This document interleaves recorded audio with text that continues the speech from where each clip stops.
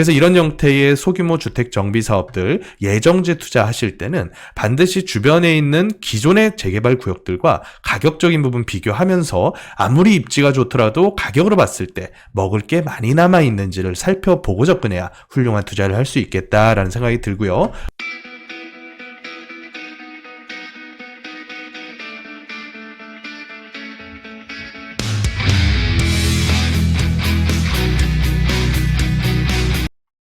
안녕하세요. 부동산 해결사 솔로몬입니다. 자, 오늘도 모아타운 얘기를 좀 들어볼까 하는데요. 오늘 가볼 지역은 광진구에 있는 자양 2동 한번 가보겠습니다. 자, 자양 2동의 입지를 지도상으로 먼저 한번 살펴보겠습니다. 일단 구이자양 재정비 촉진지구는 지어지면 역세권 아파트가 될 수 있다는 장점이 있겠죠. 하지만 나머지 밑에 단 지역들은 사실은 역과의 거리는 꽤나 먼 편입니다. 그래도 많은 분들이 선호하시는 이유는 얼마 안 남아있는 미개발된 한강변 지역이라는 장점 때문이겠죠. 서울 전체의 한강변을 쭉 한번 돌아보시면요. 이미 아파트로 완성이 되어서 아파트 촌이 형성되어 있는 지역이 거의 대부분이고요. 그렇지 않더라도 성수동처럼 이미 구역이 지정되어서 지분가 평당 2억 가까이 날아가 버린 지역이 많습니다.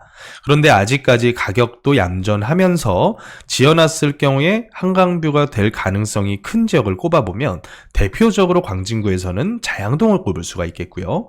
또 한편으로 서쪽으로 넘어가게 되면 마포구에 위치한 합정동이라던가 아니면 망원동 일대 이쪽 지역들을 꼽아볼 수가 있을 것 같아요.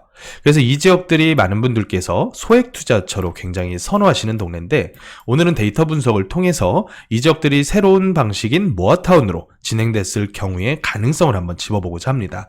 이미 이쪽 잠실대교 북단의 동편 이쪽 지역 같은 경우는 밑에 쪽은 지역주택조합으로 그 위에 단들은 모아주택으로 이미 현재 추진을 진행하고 계시죠. 그래서 오늘은 잠실대교 북단의 서편에 위치한 이쪽 한강변 지역들 위주로 한번 분석을 해볼까 합니다. 자, 다시 돌아와서요. 일단은 자양 7구역이 그 바로 옆에 위치를 해 있는데 여기는 과거에 도시 및 주거환경 정비법상의 단독주택 재건축이라는 사업으로 현재 진행을 하고 있죠. 그래서 2021년도 조합 설립 인가가 난 이후에 한 900여 세대급의 아파트 단지로 바뀔 예정입니다. 조금 있으면 이제 사업시 인가를 받아서 본격적으로 이주 스케줄까지 잡힐 예정이고요. 나머지 자양동에 위치한 대로변을 제외하고 주택가 위주로 해서 제가 구역계를 한번 수립을 해봤고요. 언제나 제가 구역계를 설정할 때는 첫 번째로는 도로가 끊기지 않게끔 설정을 먼저 하고요. 두 번째로는 상권이 많이 밀집되어 있는 동네는 일단 피합니다.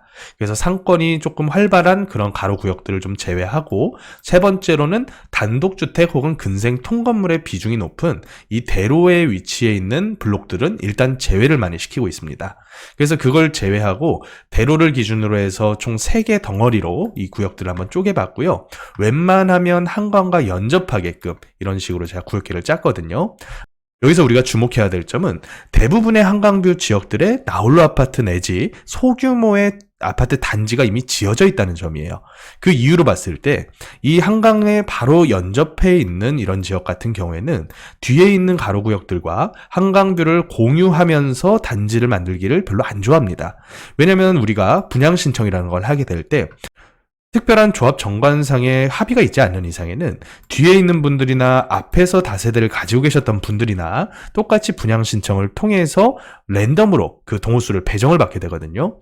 우리는 이미 한강뷰에 있는 가로구역에 물건을 가지고 있었는데 왜 뒤에 있는 나머지 가로구역들과 한강뷰에 대한 부분을 똑같이 랜덤으로 배정을 받아야 되느냐, 이런 부분에 대한 불만이 있을 수가 있습니다.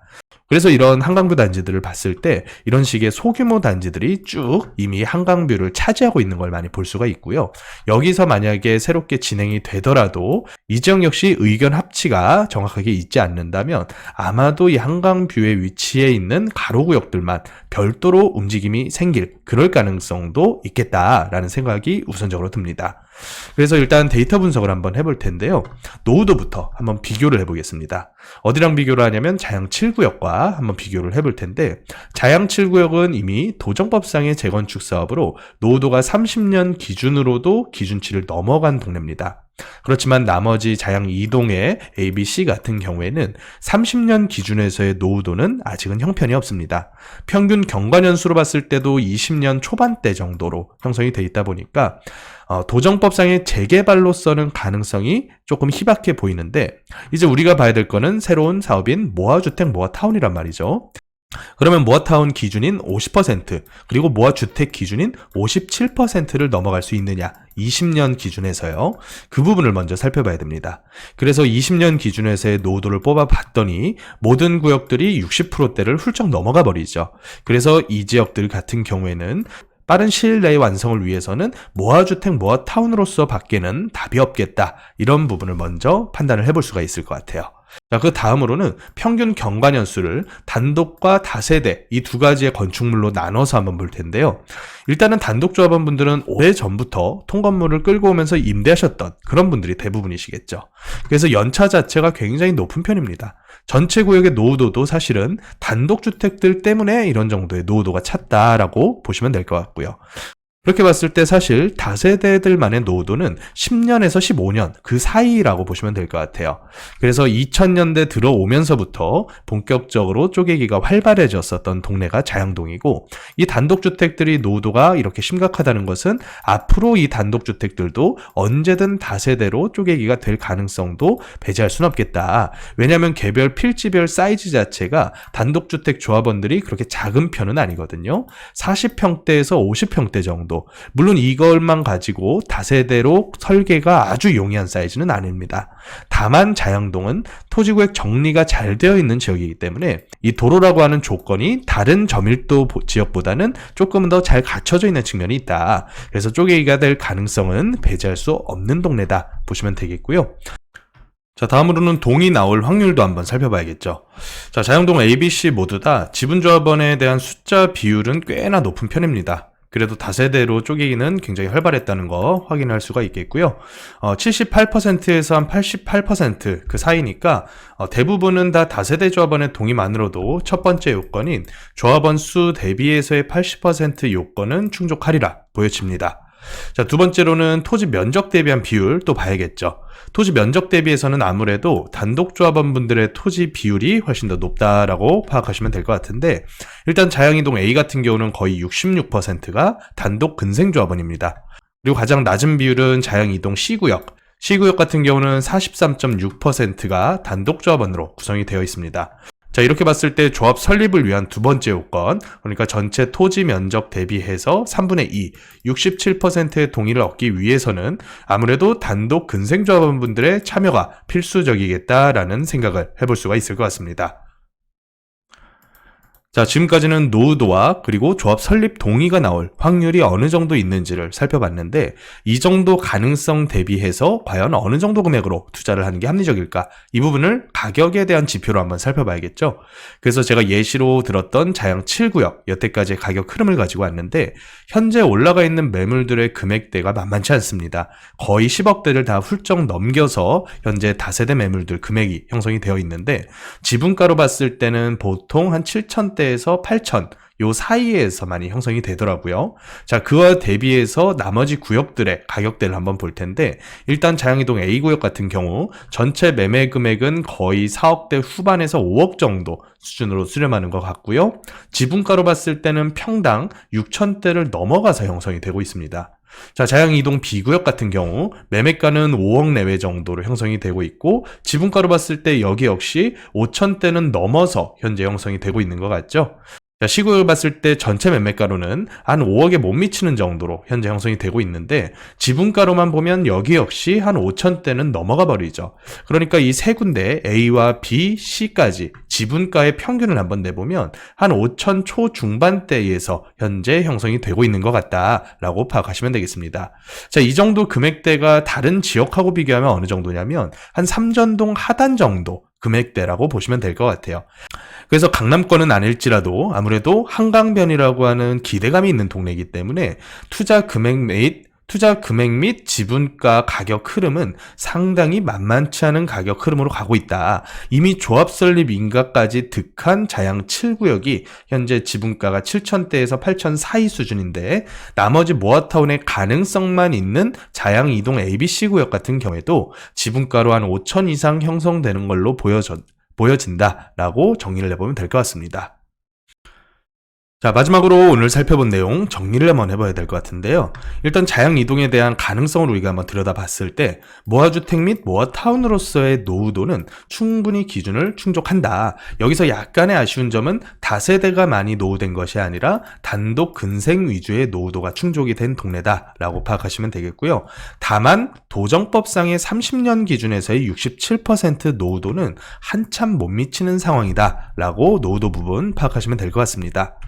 자, 그래서 이 지역의 장점인 이 한강이 연접했다는 특징, 이 부분 때문에 많은 분들이 한강뷰 아파트가 되길 기대하시면서 투자를 하시는데, 앞서 제가 나홀로 아파트와 소규모 아파트 단지들이 한강뷰를 전부 다 점유하고 있는 것을 이미 보여드렸죠. 그래서 앞으로 모아타운이 진행이 될 때도 한강과 연접해 있는 가로 구역들이 본인들의 기존 입지를 나머지 가로구역들과 과연 공유를 하면서 이 모아타운에 참여를 하려고 할까? 물론 이제 모아주택 모아타운이라는 개념 자체가 전체가 한 개의 단지로 형성되는 것이 아니라 여러 개의 가로구역을 모아서 진행을 하는 사업이니만큼 이런 가로구역들이 본인이 현재 있는 위치에서 아파트를 받게 된다라는 전제 하에는 제가 봤을 때는 참여하게 될 가능성이 굉장히 커 보이는데, 이게 나중에 더 노후도가 심화되면서 재개발 형태로 갔을 때는 조합 정관 상의 특별한 뭔가의 조치가 있지 않는 이상에 재개발로서 한강변 가로구역들이 참여하려고 하지는 않을 것 같다. 그래서 여러 가지 정황으로 봤을 때는 모아주택 모아타운으로 갔을 때의 참여도가 훨씬 더 높겠다라는 생각이 좀 듭니다. 자, 그런데 가격과 우리가 한번 비교를 해봤거든요. 현재 조합 설립 인가까지 끝난 자양 7구역과 비교를 했을 때 자양 7구역의 지분가가 한 8,000대 정도 수준, 매매가로 봤을 때는 지분이 큰 다세대들이 보통 10억대에서 15억대 요 사이 정도로 형성이 되고 있습니다. 성수동이 현재 한 지분가로 1억 7, 8천대, 그리고 전체 매매가로는 한 18억 20억대 정도 수준인 것과 비교를 해봤을 때 성수동보다는 한 절반 정도 수준으로 현재 자양 7구역이 가격이 형성이 되고 있습니다. 자, 그것과 현재 오늘 비교한 자양 2동 나머지 구역들 비교를 해보면 5천대, 6천대 수준이거든요. 그러면 먹을 거는 남아있겠다라는 판단이 1차적으로 들고요. 다만 먹을 게 남아있긴 하더라도 이미 모아타운이라고 하는 사업이 발표된 지 벌써 1년 반 정도의 세월이 흐르고 있습니다. 자, 그 사이에 프리미엄이 꽤나 기대감으로 인해서 올라가고 있는 상황이다. 그래서 참여하시려는 분들께서는 묻어두는 형태로 작은 금액으로 할 수 있는 합리적인 투자처를 잘 찾으셔야 될 것 같고, 또 이 지역 같은 경우에는 역세권이 아닙니다. 그렇다는 얘기는 아무래도 전세 맞추는데 약간은 보수적으로 봐야 되지 않을까라는 생각이 듭니다.